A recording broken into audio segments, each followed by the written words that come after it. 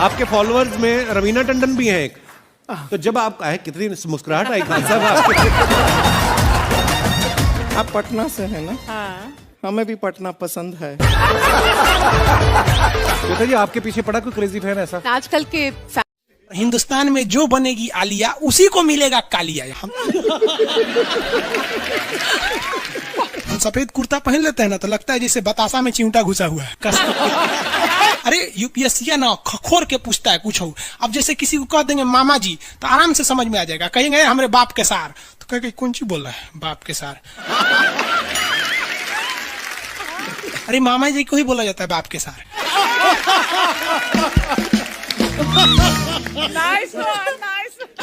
तो वही ऐसे पूछता है। भूगोल वालों ने ये दोनों का नाम अलगे रख दिया। हम तो आपको धाए दे बता दिए थे। आप में से कितने अच्छे से आप बता दिए कि एक में कि दो में। लेकिन यही क्वेश्चन यूपीएससी पूछा था और आधा लड़का गलती ठोक के आया था। क्या पूछा था पता है? कि ज्यादा ठंडा टुंडरा में पड़ता है कि टैगा में। अब लड़का पगला गया, टुंडरा टैगा कौन सी होलो रे भाई। टुंडरा टैगा लो, टुंडरा टैगा यहाँ पर। Very good.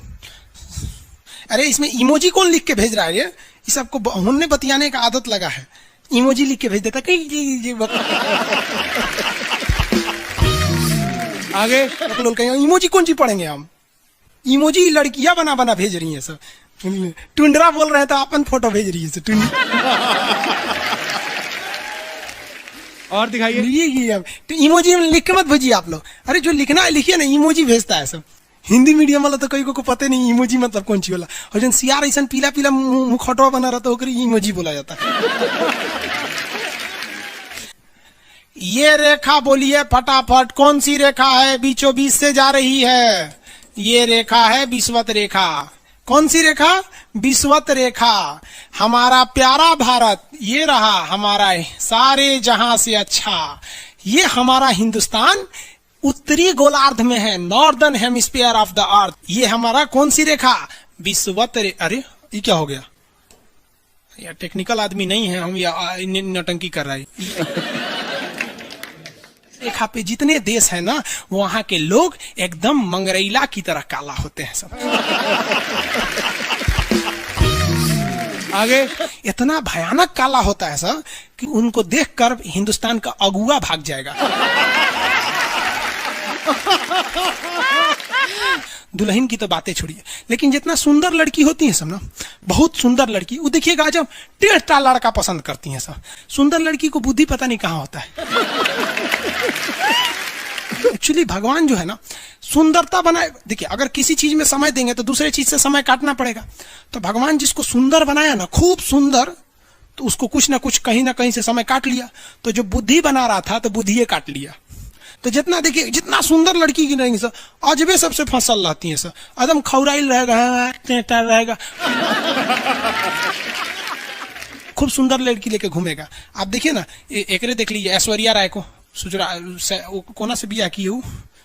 अभिषेक बच्चन। बताइए हम लोग उस टाइम खा लिए थे लोग। और दिखाइए। हाँ ये अजब हाल है भाई। तो वही हो गया। तो यहाँ पे जितना मिलेगा सब ना, सब का सब मिलेगा सब काला काला। और हिंदुस्तान में जो बनेगी आलिया उसी को मिलेगा कालिया। यहाँ कश्मीर में खूब ठंडा, कश्मीर की कली, वाह वाह, समझा गया। वहां कोई फेयर एंड लवली की जरूरत नहीं है। कश्मीर के लड़का लड़की सब गोरे होते हैं लोग। और नीचे दक्षिण भारत में देखेंगे तो सब झौंसल मिलता है सब। कुछ कुछ हीरोइन गोरी हो जाती है सर। अब बाल्टी में सोच रहे फेयर एंड लवली घोर के में नहा लेगी तो गोर ना हो जाएगी सर। सब भूगोल का नियम काम नहीं करता है यहाँ पर। समझ में कि नहीं आ रहा? तो साउथ के लोग काले क्यों होते हैं? अब भैया साउथ वाले लोग बुरा नहीं मानिएगा, और काला होना बुरा क्या? हम खुद काला है, हम क्या दूसरे को बोलेंगे? हम सफेद कुर्ता पहन लेते हैं ना तो लगता है जैसे बतासा में चिमटा घुसा हुआ है। आपको फिर बताए ना जितना काला रहता है उसको कैसा मिलती है सब। हाँ चलो ध्यान से देखो इधर। यहाँ समझिए, आप समझ में आया? कश्मीर के लोग गोरे काय होते? अच्छा, कश्मीर से तो ज्यादा गोर चाइना वाला होगा सर, उससे गोर तो रूस वाला होगा सर। ऐसे रूस वाला को देखेंगे ना, व्लादिमीर पुतिन को देखिएगा तो लगेगा जैसे छीलल मुर्गी है। अंग्रेज सबको ऐसे कर देता है सो तो खून दिखने लगता है यहाँ पे लाल लाल। समझा कि नहीं? क्या भूगोल कितना इजी है ना? इजी नहीं है, बकलोल कहेंगे इजी नहीं लग रहा है इसको। सुतल है। आगे बढ़े तो जितने लोग विषुवत रेखा के करीब वाले हैं वो होंगे काले, बीवी में रहेगी गोरी। और जो ये कोई भूगोल का नियम नहीं है रे भाई। और दिखाइए। बस खत्म। टफेस्ट एग्जाम है इंडिया का यूपीएससी, उसकी 2.5 लाख की फीस को हम 7,500 में कर दिए। बहुत बढ़िया, बहुत बढ़िया, वेरी गुड। ऐसे हम लोग को लगता होगा 7,500 बहुत कम है। एक लड़की ने कहा कि सर शाम वाले बैच को ना मॉर्निंग में कर दीजिए। हम कहे बाबू तो इतना सबके इंडिविजुअल से तो बैच ट्रांसफर नहीं, तो क्या प्रॉब्लम है? उसने कहा ना शाम में हमको दूसरे के यहाँ बर्तन मांजने जाना होता है। एक लड़का बेचारा नदी से बालू निकालता था और वो बालू को भरता था, फिर नाव बालू को किनारे लेके बेचती थी और वो बालू भरता था, उससे मेरी फीस ले आया। हमारा हाथ कांप गया, हम कैसे फीस ले लेंगे यहाँ पर। उसी दिन हमने ये प्रण लिया था कि भारत का कोई भी बच्चा उसके सफलता में पैसा उसकी बाधा नहीं बनेगी, चाहे उसको जितना भी पढ़ना रहे।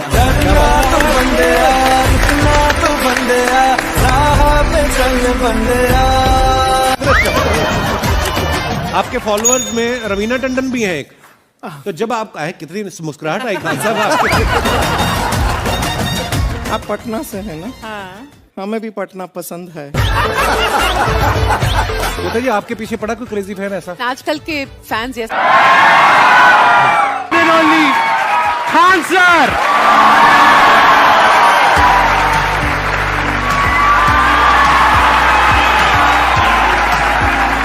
क्या हाल चाल जी, कैसे हैं आप? सीरियल तो और ससुरा चौपट रहता है। देखो सीरियल में समझे में नहीं आता।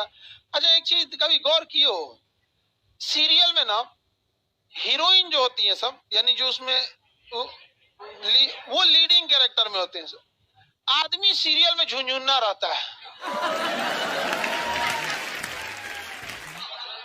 आप सीरियल को ध्यान से देखिएगा, आदमी का रोल क्या होता है। जैसे सीरियल चालू होगा, आदमी को शीशा के सामने टाई लगाते दिखाया जाएगा, उसकी पत्नी बैग लेके खड़ा रहेगी। अगला सीन में वो ऑफिस में लैपटॉप खोला है, खत्म काम उसका, सीरियल खत्म, बाकी सब महिला। अच्छा तू खाना बनाई है, नमक झोंक देगी जा।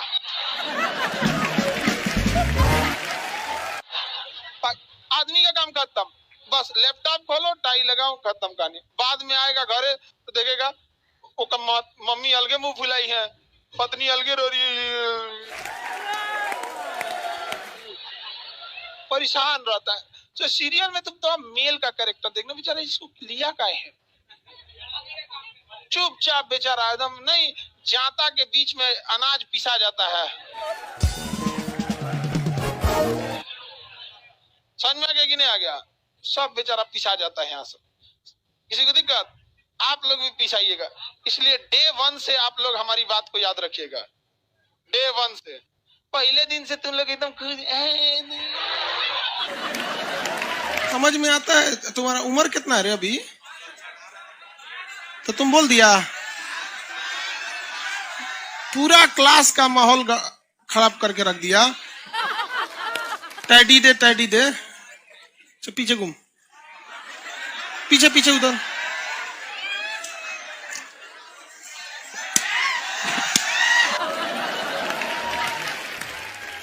पढ़ने का उम्र है, पढ़ाई कर ले। प्यार मोहब्बत के लिए सलमान खान का उम्र भी बहुत है। और जिसको तुम दिन रात पीछे पड़ता है ना, सलमान खान बुढ़ौती में उसको 2 मिनट में फंसा लेगा।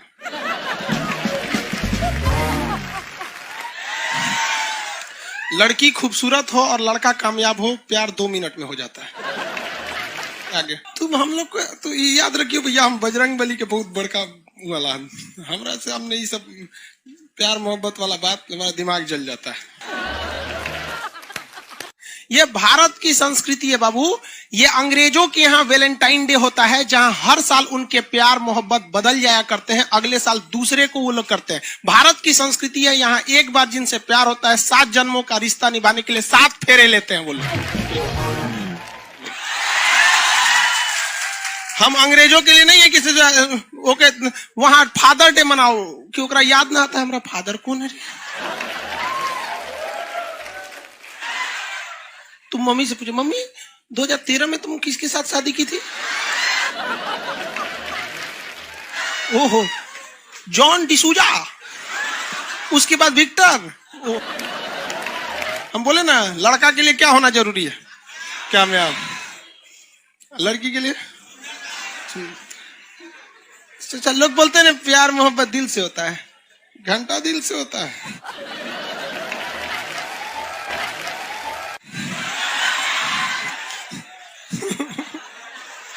अगर प्यार दिल से होता तो सारा ब्यूटी पार्लर बंद हो चुके रहते।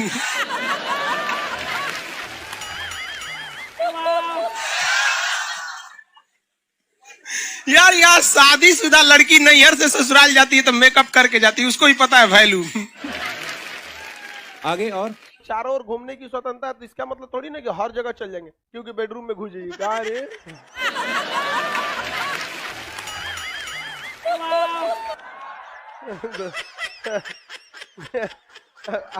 आज जाके कह दीजिए खान सर बोले थे चारों ओर घूमने की स्वतंत्रता के कचर के मारेगा आपको।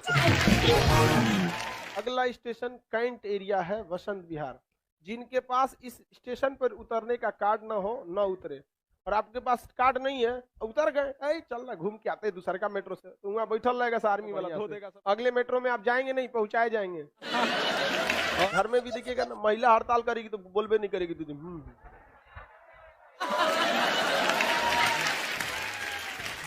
सुपनेखा भी तो महिला थी नहीं थी, और हम लोग से ज्यादा चरित्रवान खुद भगवान लक्ष्मण थे। उनको नहीं पता था कि डिसिप्लिन क्या होता है, नकिया काट दिए थे। सुपनेखा का नहीं पता है।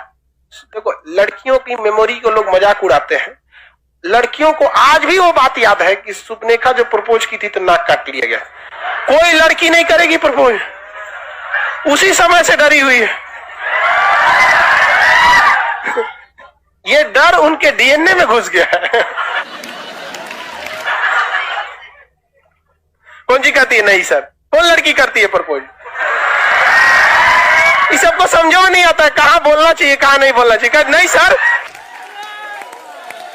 तेरे नाम मूवी देखे, मारता है उसको चोट कहां तक चल जाता है, अंदर तक, ले गायब हो गया।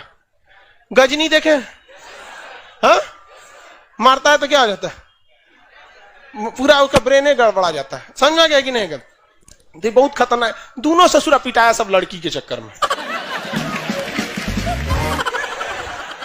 प्यार करने से पहले अंजाम देख लो, यकीन ना आए तो गजनी और तेरे नाम देख लो।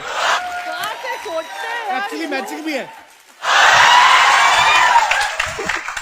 क्या जरूरत है भैया पिटाने की, इतना मेहनत से भगवान ने ब्रेन दिया। आप लोग जीवन भर मेहनत कर करके इसमें डाउनलोड करते रहते हैं, कभी फिजिक्स, बायोलॉजी, केमिस्ट्री, कोनो लड़की के चक्कर में फोड़वा के चलेंगे। क्या हो गया फिर? लाइव वाले सब समझ रहा है, हाँ ये लाइव वाला भी बहुत होशियार है, ये उधर हंसता है सब। ये कैसे हंसता है सब पता है? इमोजी बना देता है।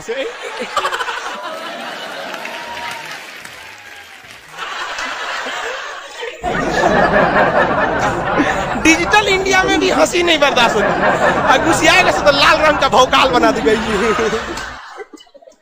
कब कब बैच लेट हो जाता है ना, गुस्सिया कैसे बोलता है सब। ओए खत्म हो गया। Fans जैसे आप में से कितने लोग हैं जो बहुत एक्साइटेड हैं आज के सेशन को लेकर के? तो अब मैं जैसे ही आपको नाम बताऊंगा उनका, जो हमारे आज के गेस्ट हैं, तो आपका जो एक्साइटमेंट लेवल है वो और बढ़ जाएगा। ये बताने से पहले कि गेस्ट कौन है, मैं आपको थोड़ा सा बताता हूं YouTube के बारे में। YouTube में क्या है कि पूरे वर्ल्ड की अगर बात करी जाए तो करोड़ों चैनल्स हैं जो अलग अलग जॉनर्स में हैं, अलग अलग कैटेगरीज में हैं। उसमें से 2 बड़ी कैटेगरीज हैं, मोटिवेशन और एजुकेशन। पूरे वर्ल्ड में जो वर्ल्ड का नंबर 1 मोटिवेशन चैनल है वो मेरा है, और जो वर्ल्ड का नंबर 1 एजुकेशन चैनल है किसी इंडिपेंडेंट क्रिएटर का वो उनका है जो कि हमारे गेस्ट हैं। उनके 17 मिलियन से ज्यादा सब्सक्राइबर्स हैं। Please give an energetic and warm welcome to the one and only Khan sir.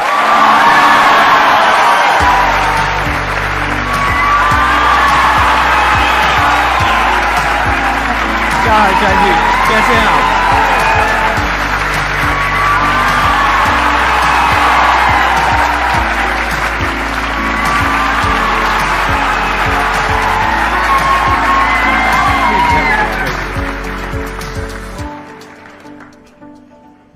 इससे पहले कि ऑडियंस आपसे कुछ पूछे या इंटरेक्ट करे, मेरे माइंड में एक क्वेश्चन है आपके लिए। जी। जो बच्चे हैं वो आपके इतने दीवाने क्यों हैं, इतने पागल क्यों हैं आपके पीछे? मतलब मेरे कमेंट सेक्शन में भरा पड़ा था खान सर कब आएंगे, खान सर कब आएंगे। मतलब ऐसा क्या जादू कर दिया आपने बच्चों के ऊपर? ये सवाल हम आपसे भी पूछते हैं, हमारे पे भी इतना कमेंट आया, इतना मेरे तो ऑफिस में लोग चले आए कि सर कब जा रहे हैं। अच्छा। क्योंकि हम लोग का तो एग्जैक्ट है वही पढ़ाना है। हाँ।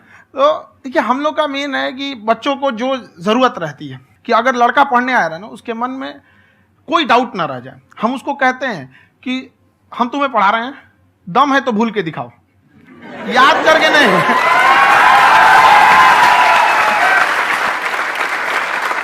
प्लस आप जिस प्राइस पॉइंट पे पढ़ा रहे हैं, आई थिंक वो सबसे कम है, वो बहुत ही कम है। सर ये जो फीस का कल्चर है, ये हमारा इंडियन कल्चर नहीं है। हमारा इंडियन कल्चर गुरु दक्षिणा है, उस हिसाब से वो सही है। ऑक्सीजन जैसे जिंदगी के लिए जरूरी है, वैसे एजुकेशन जरूरी है। कोई ये नहीं कह सकता है कि पैसे की वजह से वो खान सर के यहां से लौट गया। क्या बात है।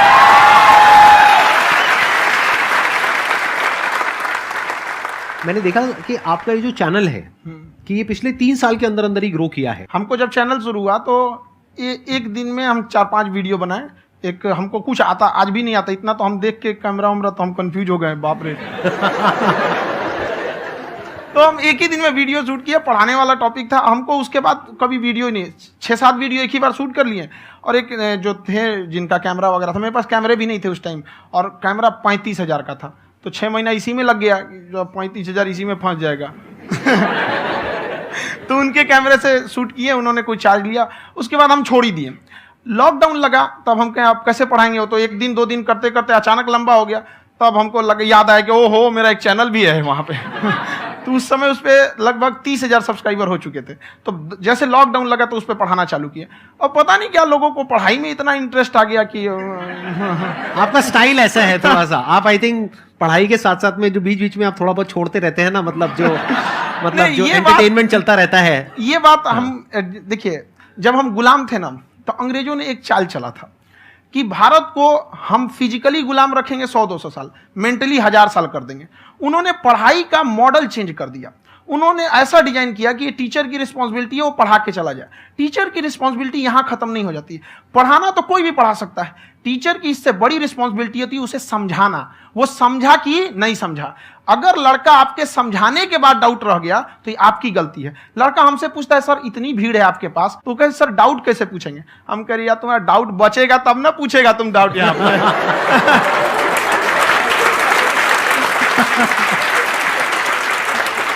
कॉन्फिडेंस नेक्स्ट लेवल है खान सर का, मानना पड़ेगा। और शायद यही वजह है इनकी जो ग्रोथ है उसका।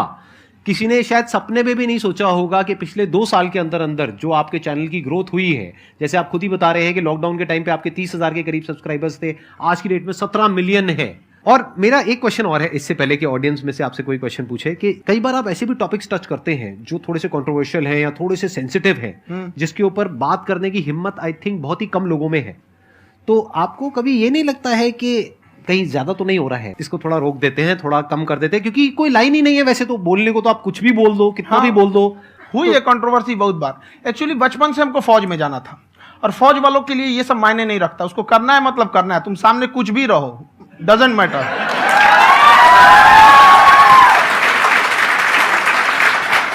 और मैंने YouTube पे देखा कुछ वीडियोस में कि आपका जो इंस्टीट्यूट है वहां पर आज से कुछ साल पहले कुछ बम गिरे थे। हाँ, कुछ गिरे थे, कुछ तो बहुत सॉलिड जगह गिरा था, फटा नहीं वो। मतलब आपके आसपास? हाँ, बम को भी पता है कि टीचर की इज्जत किया जाता है। क्या बात है, क्या बात है।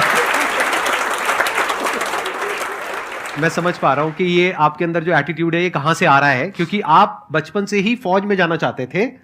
तो आप जंग के मैदान में ही खड़े हैं एक तरीके से, बस फर्क यह है कि आपके हाथ में कलम है, हथियार ना हो करके। हथियार से एक आदमी की जान जा सकती है, हाँ। कलम से बहुत ताकत होता है। शिक्षा एक ऐसा हथियार है ना, हर कुरीतियों से लड़ सकता है, हर तरह की समस्याओं से, और ये एक ऐसा हथियार है, मेटल डिटेक्टर में भी नहीं पकड़ाता है।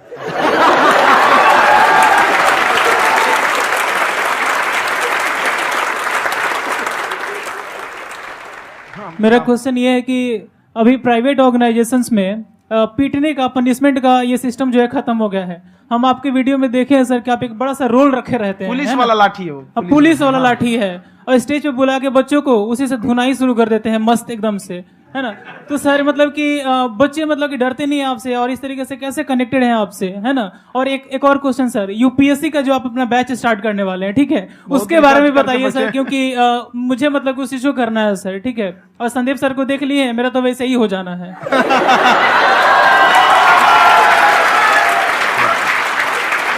क्या हो जाना है? मेरा पूरा कंप्लीट करो। I'll be an IAS officer next year because I have seen you, sir. My day is like complete, sir. All the best. Thank you so much, sir. Thank you. पूरा बोला करो। Thank you. देखिए, लड़कों को जहां तक पीटने की बात है, जब पढ़ाने की बात आएगी तो उसको हम पूरे बेहतरीन ढंग से पढ़ाएंगे, लेकिन जब सजा देने की बात आएगी ना, तो वो भी बेहतरीन ढंग से होगा। ऐसा थोड़ी होगा कि बस एक ही चीज बेहतरीन ढंग से होगा। और डर का होना बहुत जरूरी है। ये डर भी अपने आप में एक मोटिवेशन है, क्योंकि जब आपके अंदर एक थोड़ा सा डर रहे ना, तो डर के भागिए मत। एक ऐसा डर जिसको आप लगे कि नहीं नहीं थोड़ा सा और करने की जरूरत है, फिर तो ये हम इसको क्रॉस कर जाएंगे आप। तो लड़कों के अंदर ये डर बनाना भी जरूरी रहता है। और रही बात यूपीएससी वाले की, जो आपने बोला, बहुत सारे लड़के वेट कर रहे हैं यूपीएससी की, क्योंकि 2-2.5 लाख फीस सारे लोग एफोर्ड नहीं कर सकते।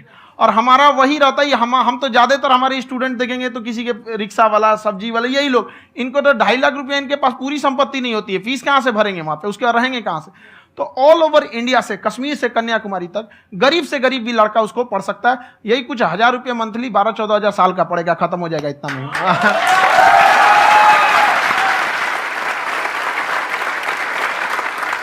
ये जो डंडे वाली बात इन्होंने कही, ये सच है? मतलब आप सच में एक डंडा रखते हो? पुलिस का ही है वो।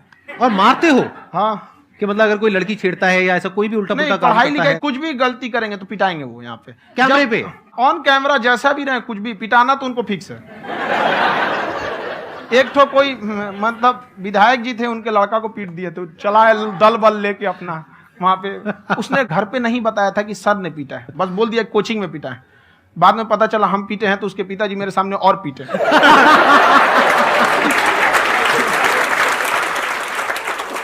सर, आपका सबसे बड़ा डर क्या है आप दोनों का? फौजी को डरे नहीं लगता है। बाकी अफसर से पूछिए।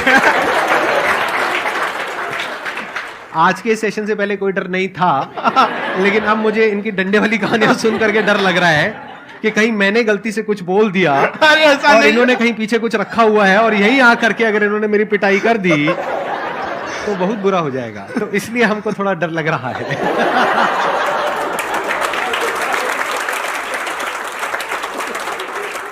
आपकी डेली कितने घंटे क्लासेस होती है? 6-7 घंटे। अभी भी खुद ही करते हो आप? हाँ, हमारे स्टाफ परेशान रहते हैं। हम 1:30-2 बजे सोते हैं, सुबह 6 बजे उठ जाते हैं, परेशान रहते हैं। अरे इतना क्यों करते हो, है ना? क्योंकि उनको भी साथ साथ लगना पड़ता है ना? उनको साथ साथ लगना पड़ता है। हम जग गए तो कोई सोया थोड़ी रहेगा, परेशान रहते। दिन में सोते ही नहीं है बेचारा, कहीं कहीं जाके सोते रहता है। तो हम सीट बांध दिए कि भाई तुम इस समय सो जाना, तुम इधर सो जाना। आपकी शादी हो गई है? नहीं हुई है अभी? मेरी खुशहाली देख के आप आइडिया लगा सकते हैं।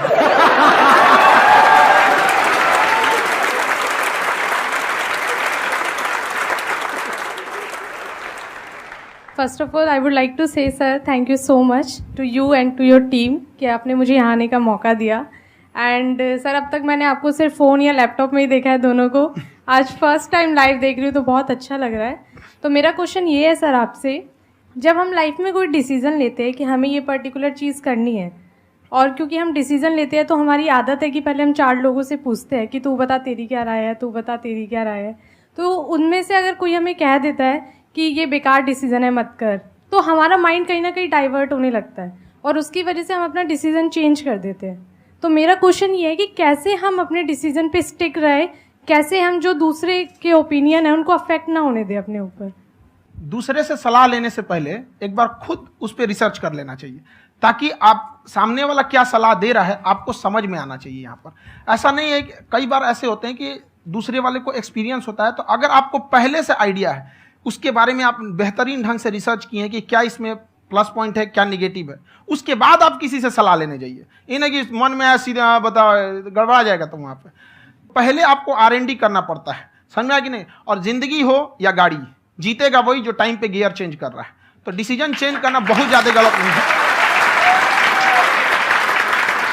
इन्होंने बहुत अच्छी बात कही है और मैं इसी बात में थोड़ा सा और ऐड ऑन करूंगा कि ये जो आपने कहा ना कि अपने डिसीजन पे स्टिक कैसे रहें, ये कोई अच्छी क्वालिटी नहीं है, क्योंकि टाइम टू टाइम आपको अपने डिसीजंस को चेंज करना होता है। जैसे आपने 4 लोगों से डिस्कस किया, कोई इंसान कुछ पॉजिटिव बोल रहा है, कोई नेगेटिव बोल रहा है, उससे फर्क नहीं पड़ना चाहिए।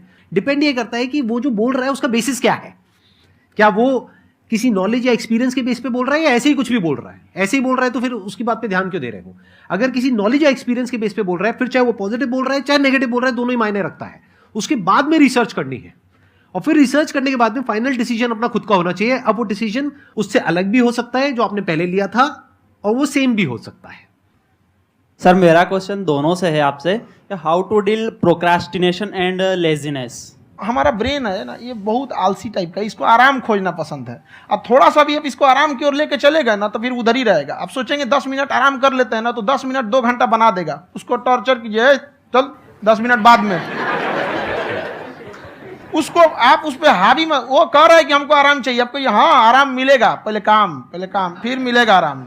तो आप उसके हिसाब से मत चल। आपका मन कर रहा है थोड़ा सा देख लेते हैं, कोई नोटिफिकेशन आया, आप कोई काम कर रहे हैं, क्यों पहले काम कर लीजिए, बाद में देखिएगा ना नोटिफिकेशन। आप हावी मत होने दीजिए यहाँ पे। अगर आप 5 मिनट भी थोड़ा सा लूज पड़े ना, थोड़ा सा कमर सीधा कर लेते हैं, 2 घंटा बर्बाद कर दिया आपको। हावी मत होने दीजिएगा उसको अपने ऊपर। प्रोक्रेस्टिनेशन को तोड़ने का एक ही तरीका है, सबसे छोटे लेवल पे ले जा करके उस गोल को तोड़ दो। यानी वो गोल बहुत बड़ा है, उसको ब्रेक डाउन करो, उसके सबसे पहले स्टेप पे आ जाओ कि उसको अचीव करने का सबसे पहला स्टेप क्या है। जैसे गाड़ी चलाना सीखना है, उसका सबसे पहला स्टेप क्या है। अगर घर में कोई नहीं है सिखाने वाला या सिखाने वाली, तो बाहर जा करके जो गाड़ी का ड्राइविंग स्कूल है उधर जा करके पैसे दे दो। अब फंस गए ना तो फंसा दो अपने आप को। दिमाग ये लगाओ कि अपने आप को कैसे फंसाया जाए। जब हम फंस जाते हैं ना तो फिर हमको वो काम करना ही पड़ता है। Then there is no looking back. जब तक आप सोच रहे हो तब तक सोच रहे हो, उसको बोलते हैं पैरालिसिस ऑफ एनालिसिस, कि आप सोचते चले जा रहे हो अपने माइंड में, मैं ये करूंगा वो करूंगा वो करूंगा वो करूंगा, और प्रोक्रेस्टिनेट हो रहा है, वो चीज टलती चली जा रही है। तो उसको छोटे से छोटे लेवल पे ब्रेक डाउन करके उसको कर दो, दैट इज नंबर 1। और जैसे ही करना शुरू करते हो, कोशिश करो कि उसको जब तक कि आप सही से नहीं कर लेते हो उसको छोड़ना नहीं है, तो आपकी लेजीनेस भी खत्म हो जाएगी। कई लोगों को तो हमने देखा जो सप्ताह में कुछ भी नहीं करता, वो भी संडे को आराम कर रहा है।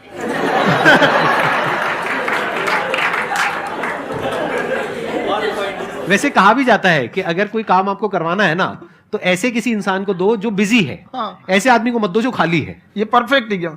किसी को भी आप देखिएगा जिसको आप कहते हैं कि मतलब थोड़ा ठीक ठाक आप समझते हैं कि नहीं ये बहुत आगे निकल, वो एक काम को खत्म करने के बाद कभी आराम नहीं करेगा। एक काम खत्म हुआ उसको लगेगा हाँ एक खत्म हो गया, अब दूसरा करना चाहिए। और वही जिसको देखिएगा एक खत्म हो गया और आराम करना चाहिए, कभी नहीं, लाइफ में आखिरी सांस तक।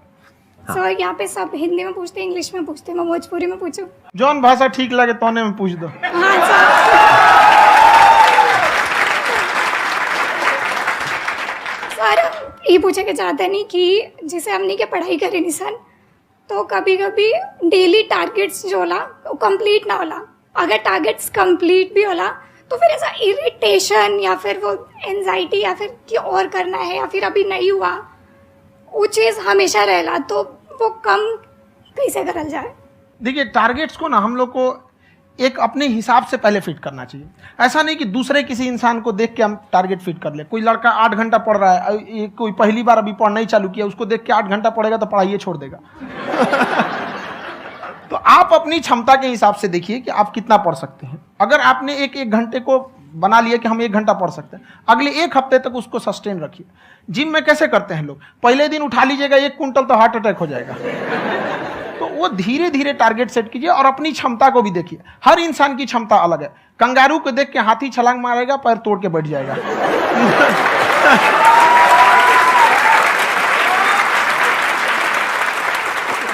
अब संदीप सर का मोटिवेशन देख के इसका मतलब क्या कि ट्रेन के आगे खड़ा हो जाएंगे, ढकेल देंगे तुमको।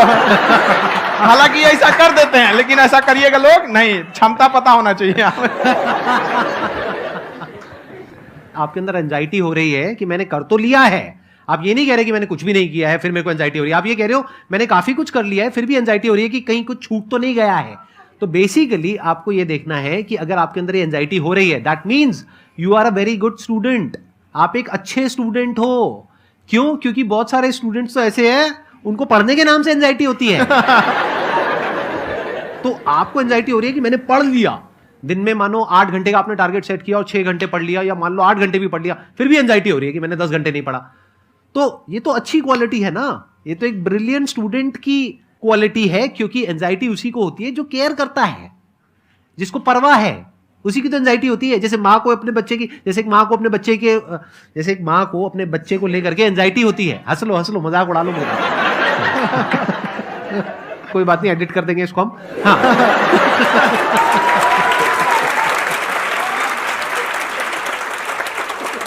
जैसे एक माँ है, उसको अपने बच्चे को लेकर के एंजाइटी होती है, थोड़ी सी भी तबीयत खराब हो जाए उसको एंजाइटी होती है, चाहे बच्चा ठीक भी है, डॉक्टर को नहीं होती है। क्यों? क्योंकि माँ को उस बच्चे से प्यार है। तो दैट मीन्स कि आप अपनी पढ़ाई को लेकर के सीरियस हो, इस वजह से आपके अंदर एंजाइटी हो रही है, विच इज नॉर्मल। जहां पर प्यार मोहब्बत होती है वहां पर थोड़ी बहुत एंजाइटी तो होती ही है ना। समझ रहे हो ना मैं क्या कहना चाह रहा हूं? आप लोग समझ रहे हो ना मैं कहां जा रहा हूं? जब वो किसी और से बात करती है तो एंजाइटी होती है ना।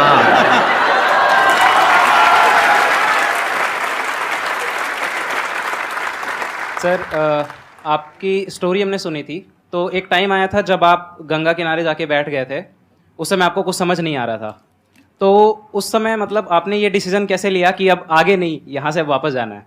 रास्ता ही नहीं था। घर जाने के लिए एटलीस्ट 90 रुपए चाहिए थे, जेब में 40 रुपए थे, कैसे घर जाते हैं? और हम गंगा के किनारे चुपचाप बैठे बैठे हम कहें कि अब बहुत टेंशन हो गया, अब घर जाना चाहिए। रूम पे तो किराए के रूम पे ही आदमी सारे लोग रहते, गए वहाँ पे तो रूम लॉक हो गया था। तुम खटखटाए तो ऊपर से गुस्सा से बोले जो ऑनर थे, क्या टाइम हो गया है? तुम कहीं 9-10 बज रहा होगा, घड़ी देखिए तो 2 बज रहा था, रात का 2-2:30 बज गया था वहाँ। टेंशन में आप तो होता है, कई बार ऐसा समय आएगा कि लगेगा जैसे आप कुछ नहीं हो सकता है, तो इससे घबराना नहीं है। कभी कभी गुच्छे की आखिरी चाबी भी ताला खोल देती है। जो बातें आपने बताई कि घर में प्रॉब्लम्स ये वो, ये तो बहुत लोगों ने फेस करी वहां पर, आप अकेले नहीं है, बहुत लोगों ने ये प्रॉब्लम्स फेस करी, बहुत तरह की प्रॉब्लम्स देखी, बहुत तरह की स्ट्रगल्स देखी, लेकिन वो सब इतने कामयाब नहीं हो पाए जितने कि आप हुए। तो आपके अंदर ऐसा कुछ ना कुछ है जो औरों के अंदर नहीं है, तो वो मैं जानना चाह रहा हूं कि वो ऐसा क्या था जहां से कि आपका दिमाग यहां तक सोच पा रहा है कि मैं पूरे इंडिया में इतने बड़े लेवल का चेंज लेकर के आ सकता हूं, एजुकेशन फील्ड में रेवोल्यूशन लेकर के आ सकता हूं।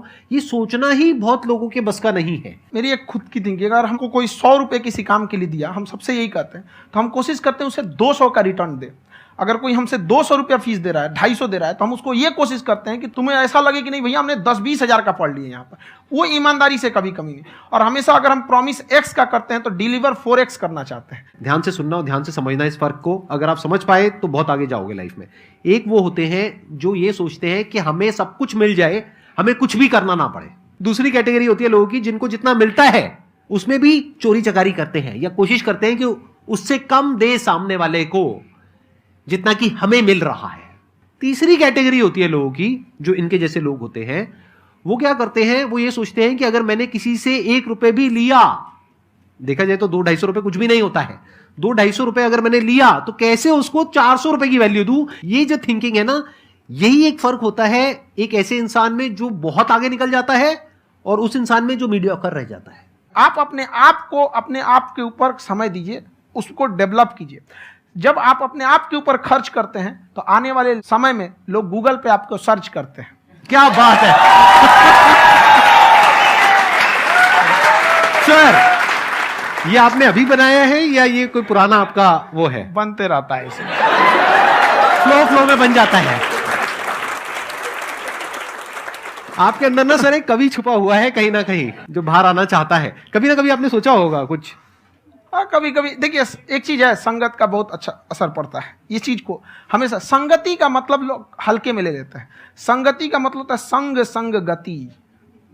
तो अच्छे लोग के साथ रहेंगे तो संग संग अच्छी गति होती जाएगी, खराब में रहेंगे तो ये भी होता है।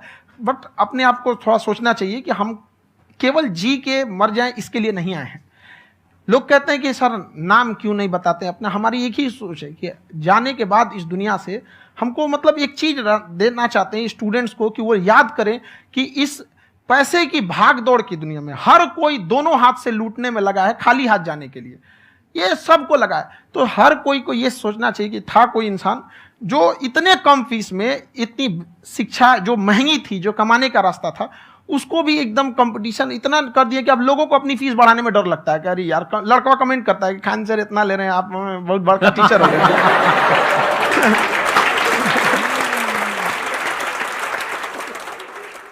खान सर की एक क्लिप है, ये समय और समझदारी में बहुत फर्क होता है।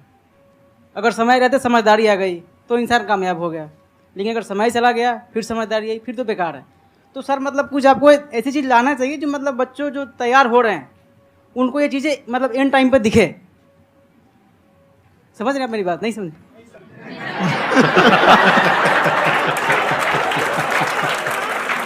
यही होता है सर का मोटिवेशन ज्यादा हो जाता है। जब आप स्ट्रगलिंग फेज में हैं तो कम से कम चीजों को अपने ऊपर खर्च कीजिए, ज्यादा से ज्यादा सीखने में खर्च कीजिए। अगर आपको राजा बनने का शौक है तो गुलाम की तरह मेहनत करना सीखिए, तब राजा बनेंगे।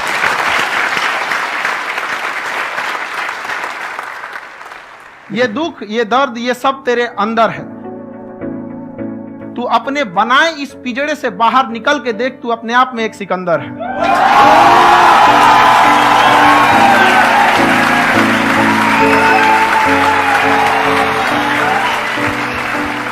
Thank you so much sir for coming. बहुत मजा आया मेरे को आपके साथ में इंटरेक्ट करके। आई एम श्योर आप लोगों को भी बहुत मजा आया होगा।